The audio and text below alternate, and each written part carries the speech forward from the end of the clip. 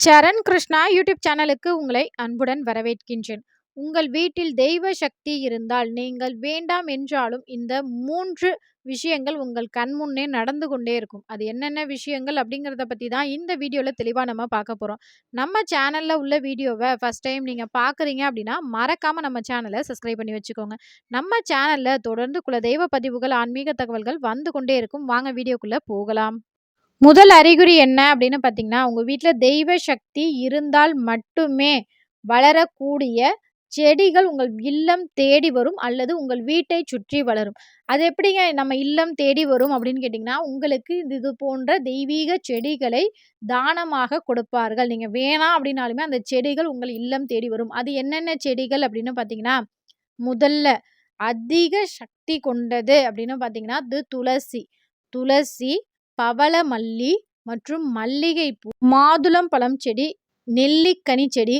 இந்த செடிகள்லாம் உங்க வீட்டை சுற்றி வளர்ந்தாலோ அல்லது உங்கள் இல்லம் தேடி வந்தாலோ உங்க வீட்ல தெய்வ சக்தி இருக்கின்றது அப்படிங்கிறத நீங்க கட்டாயம் தெரிந்து கொள்ளலாம். 2வது விஷயம் என்ன அப்படின்னு பார்த்தீங்கன்னா, ஒரு சிலருக்கு நீங்க எனக்கு இதெல்லாம் வேணாங்க அப்படின்னு சொன்னாலுமே, ஒரு சில தெய்வீக படங்கள் உங்கள் இல்லம் தேடி வரும். தெய்வீக பிரசாதங்கள் வரும். தெய்வம் சார்ந்த கனவுகள் வரும். தெய்வம் அதாவது கோவில் கோபுரம், கோவில்ல நிற்பது போல் அந்த சுவாமியே கனவுல வருவது. இது அனைத்துமே உங்க வீட்ல தெய்வ சக்தி இருக்கின்றது. உங்கள் இல்லத்தில் தெய்வ சக்தி இருக்கின்றது. உங்கள் மனதில் தெய்வ சக்தி குடிகொண்டிருக்கின்றது அப்படிங்கிறத நீங்க கட்டாயம் தெரிஞ்சுக்கலாம். ஒரு சிலர்லாம் பார்த்தீங்கன்னா, நம்ம தெய்வத்த அன்றாடம் நினைச்சுக்கிட்டே படுப்போம். ஆனா, எந்த ஒரு கனவும் வராது. ஒரு சிலர் தெய்வத்த நினைக்கவே மாட்டாங்க. ஆனா, கோவில்ல நிக்கிற மாரி, கோவில்ல பிரசாதம் வாங்குற மாரி, தெய்வ சிலை வந்து பக்கத்திலேயே இருக்கிற மாரி, இல்ல தெய்வ சிலையிடம் பேசுவது போல், இல்ல தெய்வமே எந்திரிச்சு வந்து நமக்கு ஆசீர்வாதம் செய்றது போல, இது போல பல கனவுகள் வரும். இதற்கெல்லாம் காரணம் என்னன்னா, உங்கள் மனதிலும், உங்கள் வீட்டிலும் ஒரு நிறைவான தெய்வ சக்தி இருக்கின்றது அப்படிங்கிறத நீங்க கட்டாயம் தெரிஞ்சுக்கோங்க. 3வது ரொம்ப ரொம்ப முக்கியமான அறிகுறி. உங்கள் வீட்டிற்குள் ஒரு தெய்வீக மனம், நல்ல மனம் வந்து கொண்டே இருக்கும்.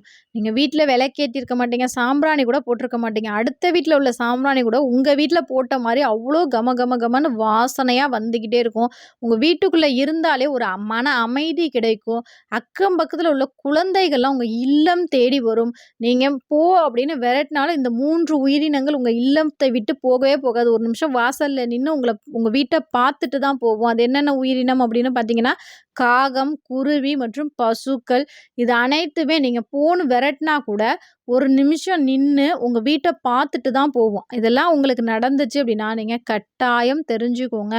உங்க வீட்ல ஒரு தெய்வ சக்தி இருக்கின்றது அப்படிங்கிறத. நெறைய பேர் நெனச்சிட்டு இருப்போம். தெய்வ சக்தி வீட்ல இருக்கணும் அப்டின்னா, நம்ம வந்து வீட ரொம்ப சுத்தமா வச்சிருக்கணும். நெறைய பூஜைகள் பண்ணணும். 2 நேரம் விளக்கேத்தணும். சாமிக்கு வந்து எப்போதுமே நம்ம சாப்பாடுலாம் வைக்கணும்.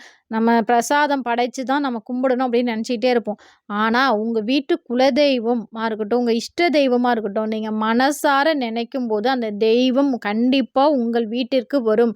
மன சுத்தத்தோடு நம்ம எப்பல்லாம் தெய்வத்தை வணங்குகிறோமோ, அப்பல்லாம் அந்த தெய்வத்தின் அருள் கடாட்சம் உங்கள் வீட்டில் எப்போதும் நிறைவாக இருக்கும்.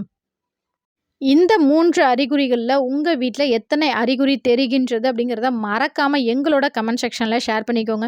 இந்த முருகனை உங்களுக்கு ரொம்பவே பிடிக்கும் அப்படின்னா, மறக்காம இந்த வீடியோக்கு ஒரு லைக் பண்ணி, நம்ம சேனல மறக்காம சப்ஸ்கிரைப் பண்ணி வச்சுக்கோங்க. இது உங்கள் சரண் கிருஷ்ணா யூடியூப் சேனல். நன்றி, வணக்கம்.